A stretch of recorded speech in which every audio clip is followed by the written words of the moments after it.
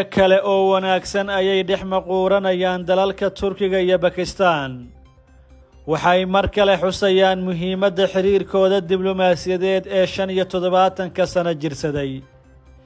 Islamabad iyo Ankara waxay qireen muhiimadda xiriirkooda uu ku fadhiyo iyo waxtarka shucuubta labada dal.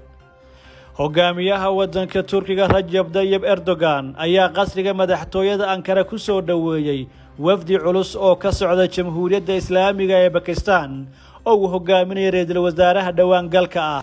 Rajab Tayyip Erdogan iyo wafdigu hogaaminaya ayaa xarunta qasriga madaxtooyada ku soo dhaweeyay Shehbaz Sharif iyo wafdigiisa oo booqasho rasmi ah oo 3 maalmood qaadan doonta ku joogi doona dalka kan ee Turkiga.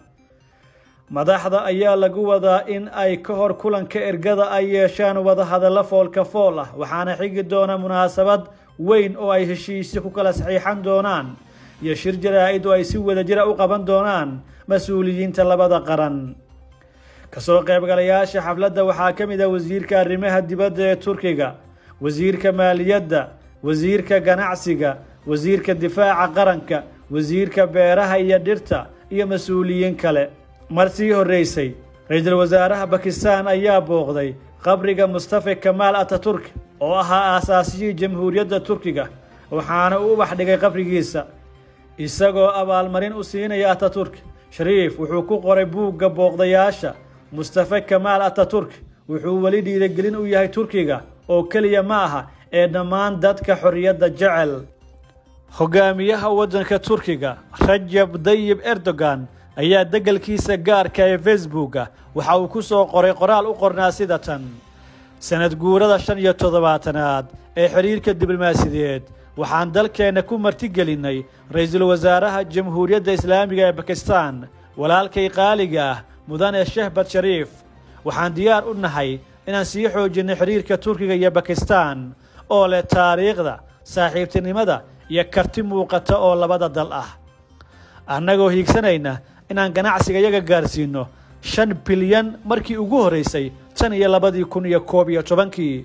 waxaan ku qanacsanahay iskaashiga laga sameeyay Bakistan ee dhinaca warshadaha difaaca iyada oo mashaariicdaasi uu ku dhex jiro mashruuca baaxadda weyn ee Milgam. waxa uuna muhiimad siinayaa wax soo saarka wadajirka ee labada qaran. waxa uu horumarinayaa iskaashada dhinacyada sida dalxiiska, waxbarashada, saadka, duulista rayidka, isgaarsiinta iyo tiknoolajiyada macluumaadka. hogaamiyaha waddanka Turkiga oo hadalkiisa sii wata waxa uu yiri: waxaan sii wadi doonaa inaan ka shaqeyno sidii loo sii xoojin lahaa xiriirka Turkiga iyo Bakistan kaas oo xididada saaxiibtinimadooda iyo xiriirka walaalnimo ay gaaraan gunta taariikhda. labada qaran ee Bakistan iyo Turkiga waxay dhawaanahan u arkayeen muhiimad mudan in la weyneeyo xiriirka u dhaxeeya labada qaran, la hagaajiyo waxyaabaha faa'iidada u leh labada qaran, xoogga la saaro waxtarka wax wadaagga iyo qaybsiga danaha istiraatiijiga ee labada shacab. ra'iisul wasaaraha waddanka Bakistan Shehbaz Sharif oo hadalka qaatay ayaa isaguna sheegay in uu ku qanacsan yahay qarankiisa xiriirka mugga iyo milkaha leh ay la leeyihiin dalka ay saaxiibada dhow yihiin ee Turkiga.